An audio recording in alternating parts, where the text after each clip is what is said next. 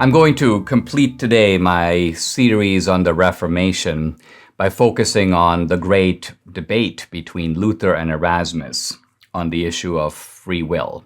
Now, next week, I'm going to pivot to a series on the American founders. And in fact, Prager University is going to release on Monday 5 interconnected videos. They're going to release all 5 on the same day. This is kind of unprecedented for them. They asked me to do a series called The Making of America. I did a video on Jefferson, on Madison, on Hamilton, on Adams, and Franklin. In each case, focusing on the single issue that is most importantly associated with that particular founder. And so together, these videos provide a kind of intellectual architecture of the founding, something we could sorely use today. So here we go. I'm very excited about it. And so I'm going to do a little bit of an in-depth on each of these founders, taking one day to focus on each next week. But let's turn now to Luther and Erasmus. Erasmus was sort of dragged in a little bit to the debate with Luther. He didn't really want to debate Luther. And Luther, of course, was a kind of rash and passionate and intemperate and a little bit of an insulting type of guy, as we saw yesterday from his debate with Zwingli. And Erasmus didn't really want to cross swords with Luther. In fact, so Erasmus, in writing about free will, kind of begins by saying something like, my friends sort of forced me into this.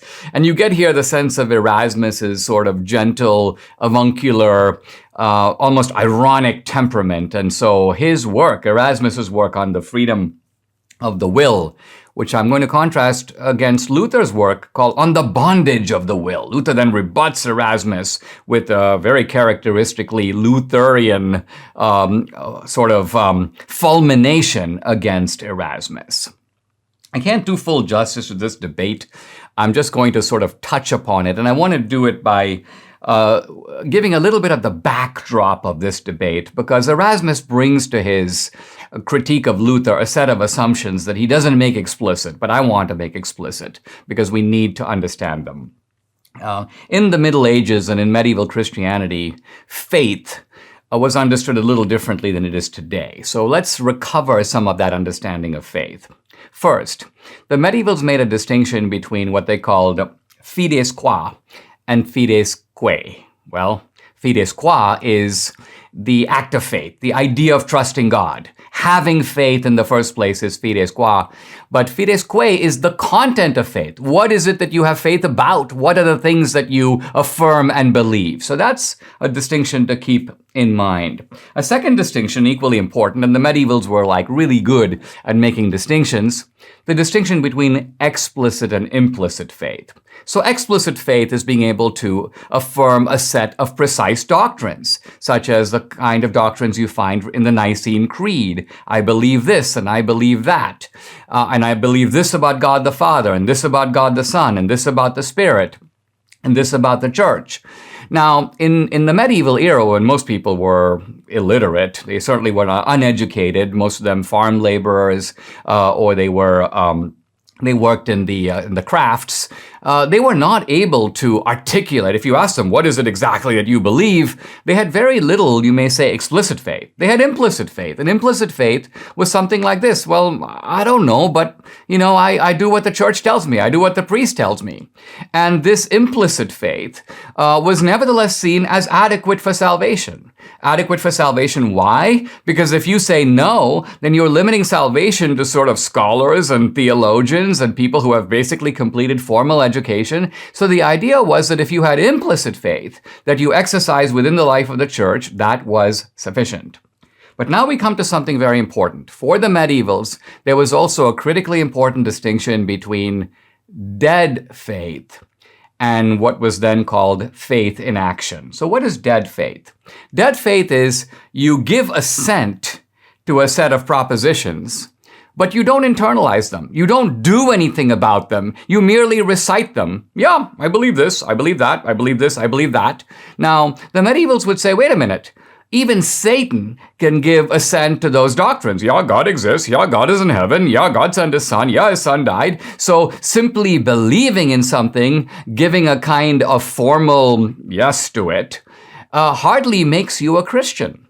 what is needed, the medievals thought, was something called faith in action. In other words, faith that is sort of becomes a part of you and that is inevitably, inexorably expressed in how you live, how you love, and what you do. Now, the medievals, and this is Erasmus does some of this in his article, is he quotes scripture to this effect. When Jesus says, for example, love one another as I have loved you, Jesus isn't saying, well, just believe, that's quite enough. You don't have to really do anything. No, Jesus is saying you have to do something. What? Love one another. Jesus says to the disciples, when you call me Lord, Lord, why do you just call me Lord, Lord? Why don't you do what I say? So again, you have this idea that, yes, you should affirm Christ as the Messiah, but you also have to follow his instructions, follow his will, follow his commandments. And then, of course, from the book of James, faith without works is dead. So right there, you have what the medievals called dead faith. Dead faith is a faith that is somehow deracinated, removed from works. And so for the medievals, faith and works are both essential. Not one is enough, not the other is enough. And in fact, even together, both are not enough. Why? Because you also need God's saving grace. So it's not as if humans, through A, faith, and B, good works, are able to reach salvation. No, they need those two things, yes, but you need a third thing, and the third thing comes free, and it comes from God, but it is offered to everybody, namely God's free gift of salvation that is given as a gift of grace. But you need faith to receive it, and you need good works to express it. And this was really the medieval view. Now, Luther's view, and he presents it almost angrily in response to Erasmus, is he says, you can't talk about the freedom of the will because the human will is deformed by sin. So for Luther, human beings are these kinds of, you may say, deformed, miserable creatures that have nothing to offer to their own salvation.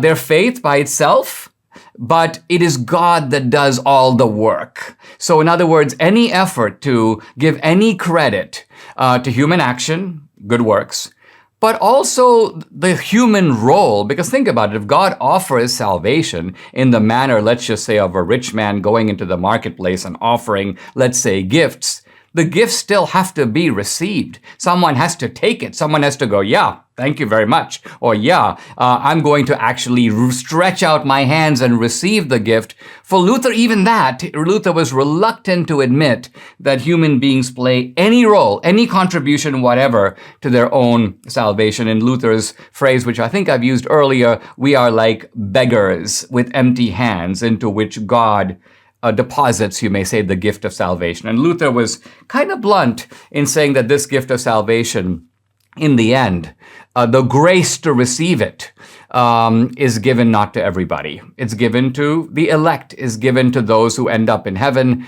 God chose them in advance. And Luther says that if God had the foreknowledge of who was going to be saved, why are we even talking about human free will? If God knew beforehand where you're going to end up, what kind of real choice did you have in making a decision about your own salvation? So this is Luther giving you a kind of preview, and to me, a little bit of a chilling preview of the doctrine of predestination that would come into its full flowering with Calvin, because Calvin not only emphasizes the elect, he emphasizes the damned. He goes, yeah, God chose these guys to be in heaven, and he chose these guys to go to hell. Luther didn't go there, but Calvin sort of pushed the logic of predestination to its grim conclusion. And so what we see in the debate between Luther and Erasmus is this difficult choice that we try as Christians to affirm simultaneously. On the one hand, giving all credit to God's grace, but on the other hand, also trying to affirm human free will.